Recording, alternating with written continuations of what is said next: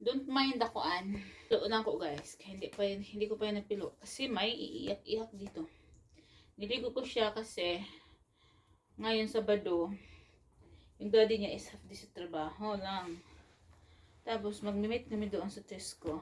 Malapit lang, maglakad lang kami mga ano lang, kunting mga 5 minuto lang siguro, mga ganon, baktas or 3.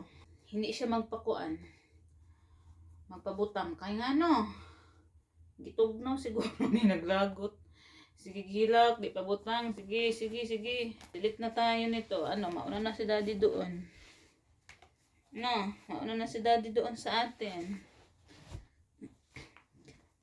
Paano ko ba to itali? Paano to itali ni mami? Andito man tong isa. Yeah?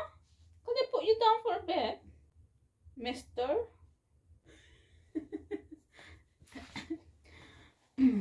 Naku. Ganito ang ano ko dito guys, araw-araw.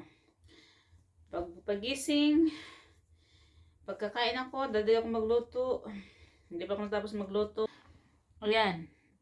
Nagsigaw-sigaw na. Tapos hindi pa ako nakakain. Balikan ko siya. Hindi pa ako nakakain. Sinigaw na naman. Minsan, kadalasan nakain ako, nakahawak ako sa kanya. Hindi na ang pagkain. Minsan hindi na, hindi na masyado na supa. Ambot. Nang sulod sa akong tiyan, puro tibuok na yung pagkaon. Kani siya, pag musingkit, gid ni. Narinig ka ng paak sa iring. Yeah? Look at you. Ang mata, abaya ni O'Brien.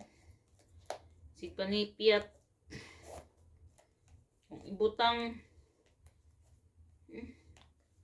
I put it down for a bit, okay? I'm just gonna tie my shoe. Yeah?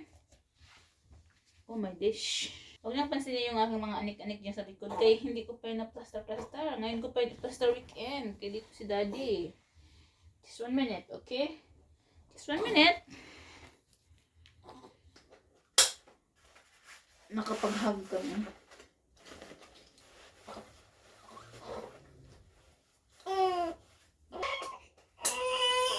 Come on. Yes.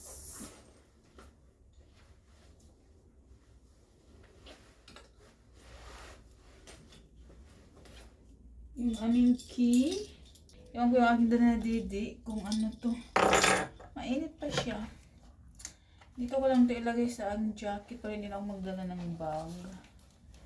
Ang style ko kasi nito guys, kasi medyo laki-laki ito na jacket sa akin. Ilagayan ko siya para di siya lamigin. Kasi kahit maaraw dito, malamig siya. Gabi ko nahugasan pagbalik mamaya. Bahan. Kasi nalibang siya sa haboy. Dalawang malaking haboy kasi hindi ko nilagyan ng diaper kasi gipakuan na ako ng pinahinga ko ba yung kayang pet. Gisapot siya kay gitulog. Gusto ko kasi ito kasi sobrang comfortable niya. Nakatago siya, nakatago. Hindi apasok yung hangin. Tapos nakatalo man siya. So, hindi ko na kailangan magdala ng grabe yung yung pinakaunang problema talaga namin ni Shio nung kahapon, nag-constipated siya. Tapos hindi ko na alam kung ano ang gagawin ko kasi iyak talaga siya kasi na mga more than siguro mga 18 hours na bago siya nakapag-poop. Kagabi lang. Sabi ni Shio, talaga ako, nagproblema talaga ako guys kasi hindi ko alam kung ano nagagawin ko, iyak ng iyak. Tapos first time ko nagkaganito. Siyempre first time ko lahat. Tapos si Sean nasa trabaho. Nung pagdating ni Sean, pinadoydi niya kasi gusto niya makapag-breast ako. Ayun, nagtimpla ako ng gatas. Tapos pinadidi niya. Tapos maya hindi ko in-expect. Nakapag-poop siya as in malagkit. Kaya pala matagal lumabas kasi malagkit yung kayang poop.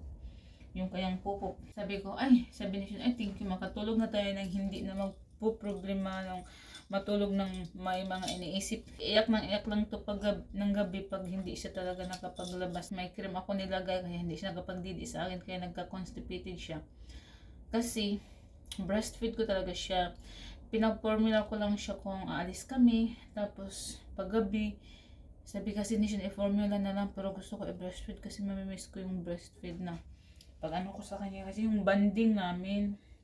Kaya ayun, nahirapan ako magsalita kasi may loas ako. Dito na kami. Ano lang, 3 minutes walk lang. Hindi na ako kuan doon sa kalsada kasi baka pagalitan tayo nag-video-video. May baby tayo dala. Ang dami pa ng bawal dito. Ang baby is not sleeping.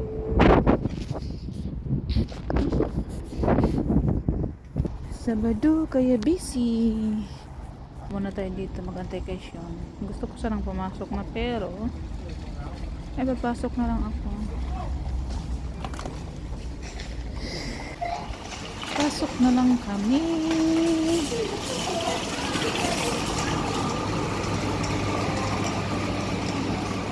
Ang daming salang chocolate kung ano pa lamang. Sarap pagpadala sa Pinas. Kasi yung mga pamangking ko sa sunod, magano ko dito, magbili ako ng mga chocolate. Dahil wala pa si Daddy, dito muna tayo sa mga clothes. Nung nag-grocery ako dito nung isang araw, sabi ni Sean, ako lang pumunta, mabilisan lang. Sabi niya, bilan mo siya ng pasalubong. Gabi, mag-grocery lang ako, pasalubong pa talaga. Sabi ko, hindi pa naman kumain. So ayun, nakapila ako ng damit dito. Asya ka nagsisil na sila, ang dami ng sale.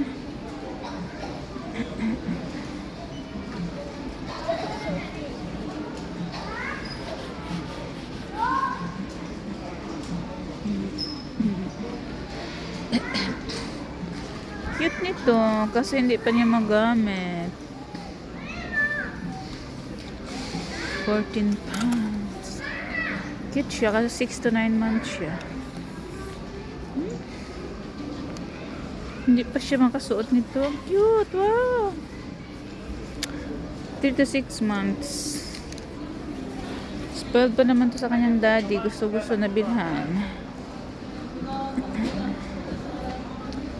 Hindi pa yun magamit niya. Ito, binilhan siya ng daddy niya ng ganito.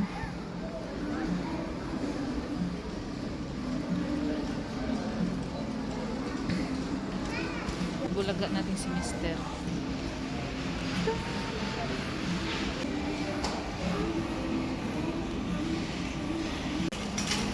Your dad love. We're gonna hide.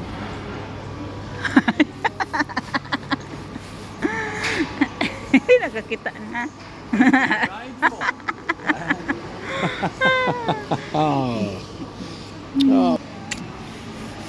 You want to carry him?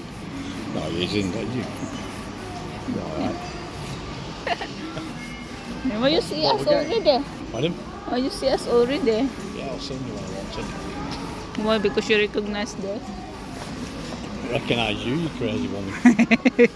We're gonna hide to daddy. We're gonna hide.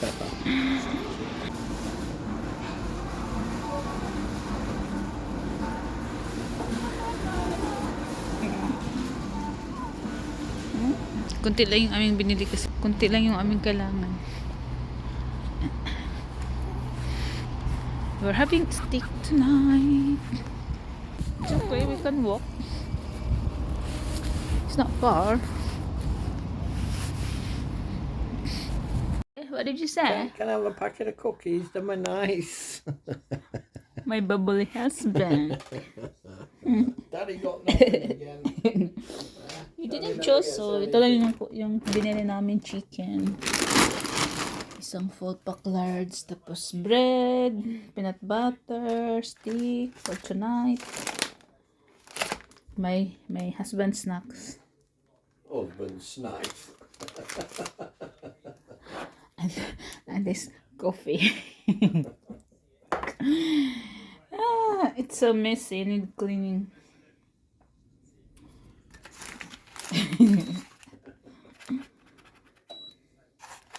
Rump. What? What matter? What?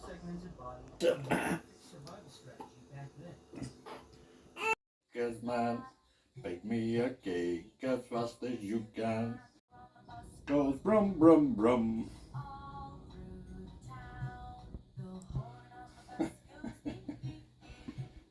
You totally crazy.